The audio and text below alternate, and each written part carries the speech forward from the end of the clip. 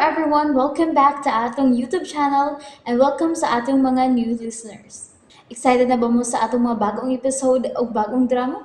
Yes, na ating mga bagong drama Bisaya. Mag-subscribe na mo sa atong YouTube channel sa Radio Drama Bisaya and hit the notification bell aron ma-notify mo sa atong mga bagong uploads. And sa mga nag-atang sa atong mga new episode, mo niya ang sumpay sa atong drama.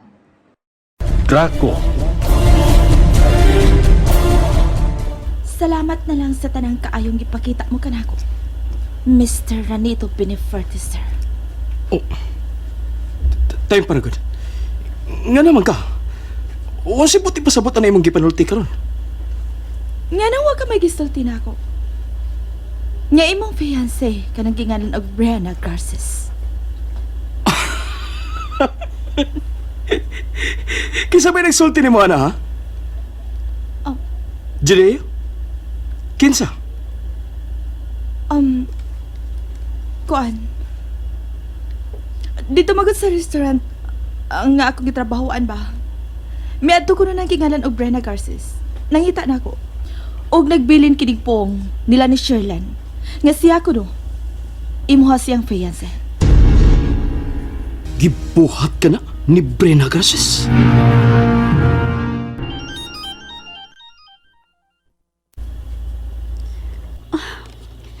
Hello, Mr. Ranito Benefuerte? Ben, basta sa tingali ko, kung diretso unti ka. Og labi ng insulti na sa tingali ni mo kung direktahan ti ka sa pagsulti. Hey, excuse me. O sa may tuya mo? Gusto ko makita ta.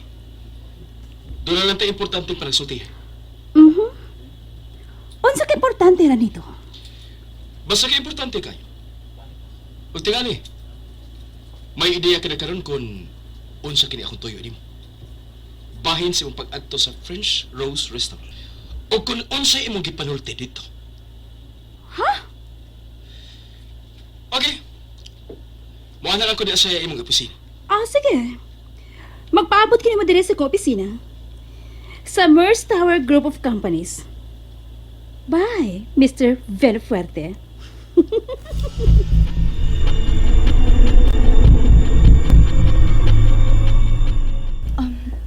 Dagan kayo salamat ha, Ranito.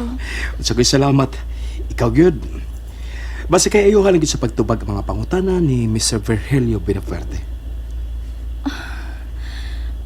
Ala, gikol ba naman hinuon ko? Relax. Always think positive, okay?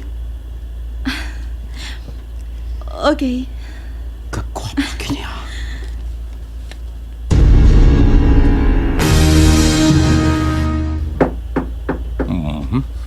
Sira tingali ka na.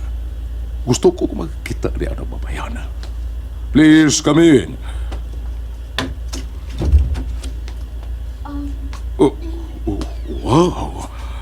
Oh, Good morning, sir. good morning. Dali, sword.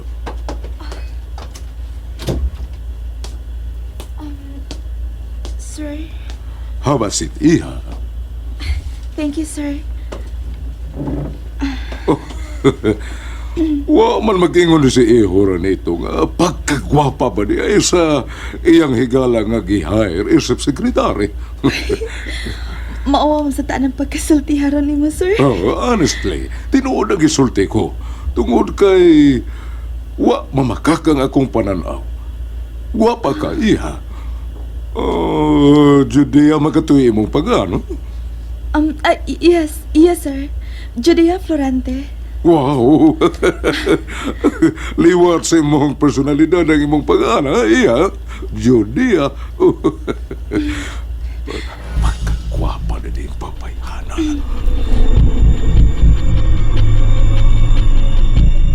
Karon. Mahimo ko na bang mabati ang tubag sa akong mga pangutana, Brena? Okay. Tubagon ti ka, Mr. Benefuerte. Tungod kay mahal ta ka. Og dili ko gusto nga doon nila ang babae nga magdahom nga imong mamahimong uyab. Brena, Sa laktang kay pagkasulti.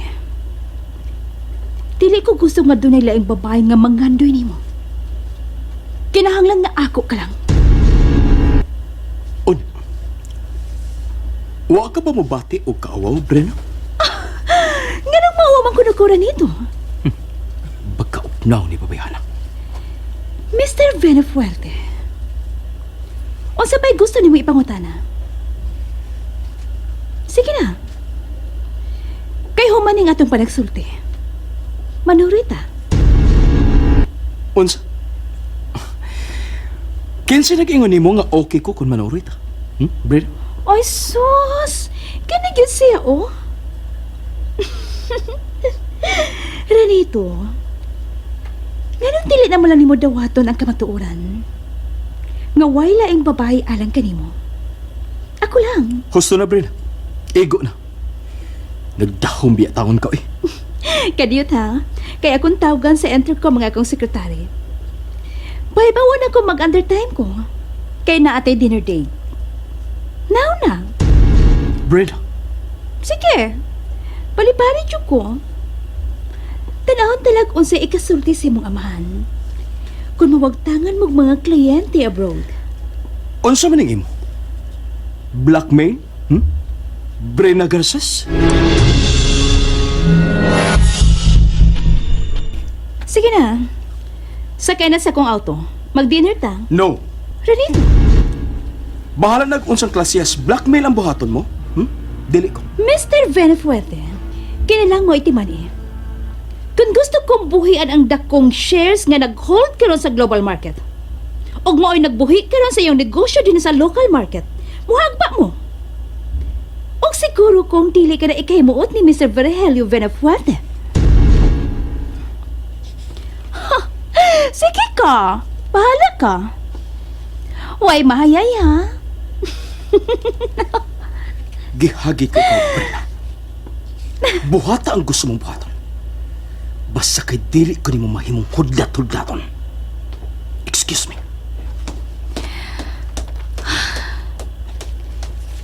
Ligo ng baruganan si Renito. Kung dili siya, dili yun. Mao kay ako nasabtan sa iyang batasan. Oh, unsaon taman? Basta kay ipadayon kagyud kining pagbatiya. Tungod kay mahal ko siya. Dili ko atrasan kining maong hagit sa gugma.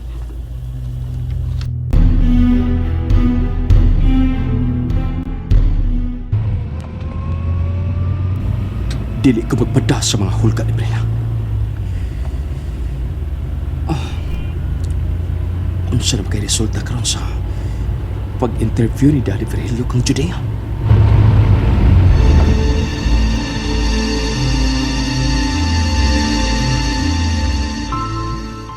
Kinira kayo lang akong kondisyon ngay kahatag kanimo. Very simple. Og nahibaw ko nga dili ka gayon maglisod sa pagtuman nini. Unsa ka na, sir? Dili ko gusto nga makabati na lang unya ko og mga sulti-sulti nga uyab ka na di ay ni iho na ko ranito. Sir, Sa lagtod nga pagkasulti, ayaw gyud og nawata kun pananglit. Muhad man sa ayan gugma si Ranito Benefuerte. magkalaom ka, sir. Thank you. Salamat. Nalipay ko sa kunabati karon gikan kanimo iya. Kutob sa panaghigala ra gyud ang akong pagtagad sa imong anak, sir. Og nahibaw siya ni ana. Giprangkahan ko na sab siya ni ana, sir. Maayo hinuon kon ba ka na? Congratulations.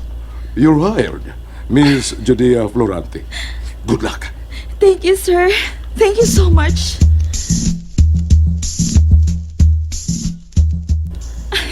Salamat jud kaayo hara nito.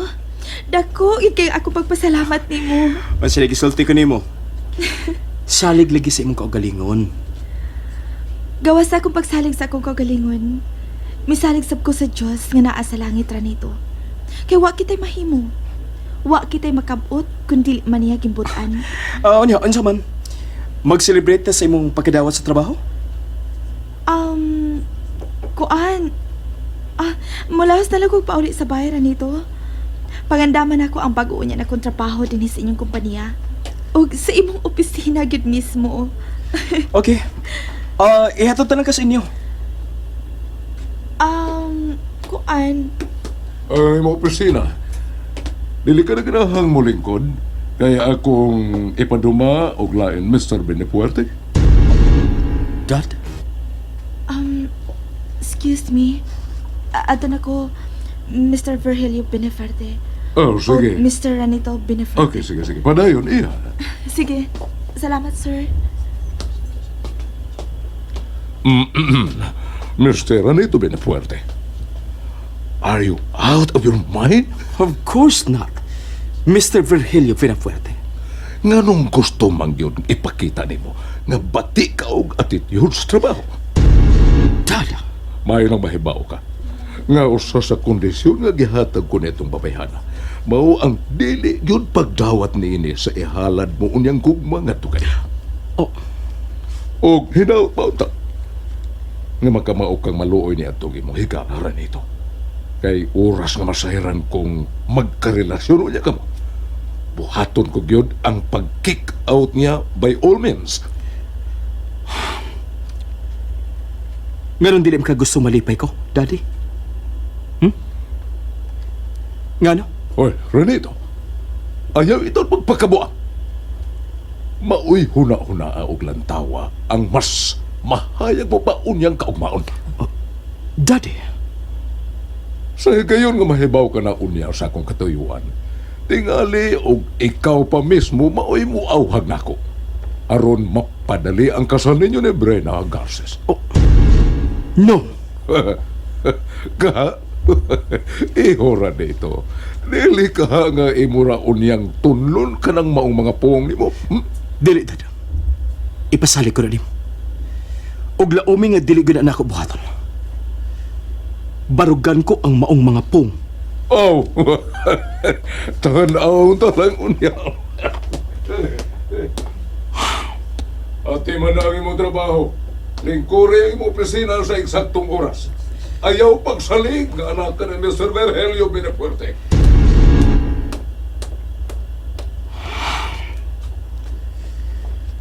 Babag ang akong amahan sa akong pagbati. Ano na ko? Nganong gibati ko man nga importante kay sa Judea nga rin ako sa akong kasing-kasing. Iya. Usbon ko ang pag-ingon kanimo. Wa kay angay kabalakan. Salamat sa imong pagbuhay kanunay sa kundugo, Tito. Tungod kay nakita ko ang dakong posibilidad, iha. Ikaw na lang yun, Tito. Ikaw na lang magkapagos ka dito. Kaya ko, bisag usang klasiya sa pag-blackmail ang akong gihimo. Pabilang kaya pa siya na magahi. Labihan ka likon ang iyang baruganan. Iha, mientras na pa kaniya ang dakong pagtahod o pagrespeto kanako nga iyang amahan, makalaom ka. Nga buhi usab ang atong paglaom. Salamat, Tito Virgilio. Wa kaya ang kabalakan bahin sa ginganlan ni Judea. Mamatay pangano, iha, tungod kay kung kinahanglanon mangyod gani sa higayon. Ako, iha. Ako ang mo-offer og kasal niya itong babayana. Ako ang makingminyo niya kang Judea Florante. And there you have it, everyone. Thank you for listening for today's episode. Stay tuned for our next episode. Bye bye.